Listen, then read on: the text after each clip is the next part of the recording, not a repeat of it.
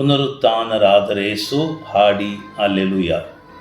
ಪಾಸ್ಕ ಹಬ್ಬ ಕತ್ತಲು ಕವಿದ ಬದುಕಿಗೆ ಬದುಕನ್ನು ಆಹ್ವಾನಿಸುವ ಬೆಳಕಿನ ಹಬ್ಬ. ಮೃತ್ಯುಂಜಯ ಯೇಸು ಗಾಯಗೊಂಡ, ಚಿಂತೆಯಲ್ಲಿ ನಲುಗಿದ, ಬಳಲಿ ಬೆಂಡಾದ ಪ್ರಪಂಚವನ್ನು ಆಲಂಗಿಸಿ ಸಂಶಯ, ಸ್ವಾರ್ಥ, ದ್ವೇಷ ಮತ್ತು ಅಪನಂಬಿಕೆಯ ಕತ್ತಲನ್ನು ನೀಗಿಸಲು ಪುನರುತ್ಥಾನರಾಗಿದ್ದಾರೆ. ದ್ವೇಷ ಸೇಡು ಸತ್ಯವಲ್ಲ. ಸಾವು ಕತ್ತಲು ಮಣಿಸಲಾರದ ಶಕ್ತಿಯಲ್ಲ. ಪ್ರೀತಿ ದೇವರು ಬಯಸದ ಎಲ್ಲವನ್ನೂ ಮೆಟ್ಟಿ ನಿಲ್ಲುತ್ತದೆ.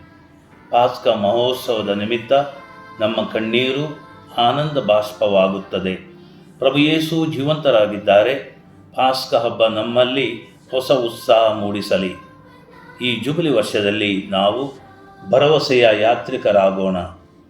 ಭರವಸೆಯ ಯಾತ್ರಿಕರು ಎಂದರೆ ಕಷ್ಟಗಳು ಮತ್ತು ಅನಿಶ್ಚಿತತೆಗಳ ನಡುವೆಯೂ ದೇವರ ಒಳ್ಳೆಯತನದಲ್ಲಿ ಮತ್ತು ಶಾಶ್ವತ ಜೀವದ ಭರವಸೆಯಲ್ಲಿ ನಂಬಿಕೆ ಇಡುವುದನ್ನು ಮುಂದುವರಿಸುವವರು ಎಂದು ಅರಿತುಕೊಳ್ಳೋಣ.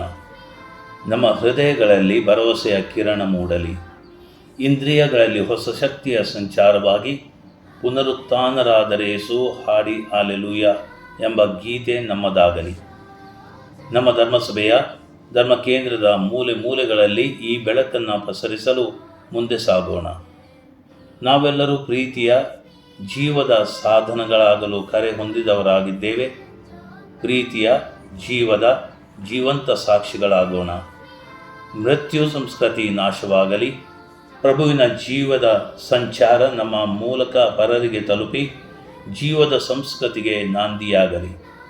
ಧರ್ಮಕ್ಷೇತ್ರದ ಸಮಸ್ತ ಭಕ್ತಾದಿಗಳಿಗೂ, ಧರ್ಮಕ್ಷೇತ್ರದೊಂದಿಗೆ ತಮ್ಮ ಕೈ ಜೋಡಿಸಿ ಹಿತವನ್ನೇ ಬಯಸುವ ಸುಮನಸ್ಕ ದಾನಿಗಳಿಗೂ, ಹಿತಚಿಂತಕರಿಗೂ, ಅನುದಿನ ಪ್ರಾರ್ಥಿಸುವ ಸರ್ವರಿಗೂ ಪಾಸ್ಕ ಮಹೋತ್ಸವದ ಶುಭಾಶಯವನ್ನು ಕೋರುತ್ತೇನೆ. ಪಾಸ್ಕ ಸಂಭ್ರಮದ ಶಾಂತಿ, ನೆಮ್ಮದಿ ನಿಮ್ಮ ಮನಗಳಲ್ಲಿ ಸದಾ ನೆಲೆಸಲಿ. ಭರವಸೆ ನಿಮ್ಮ ಬದುಕು ಆಶಿಸಿದುದನ್ನು ಕರುಣಿಸಲಿ. ಮಗದೊಮ್ಮೆ ತಮಗೆಲ್ಲರಿಗೂ ಈಸ್ಟರ್ ಹಬ್ಬದ ಶುಭಾಶಯಗಳು.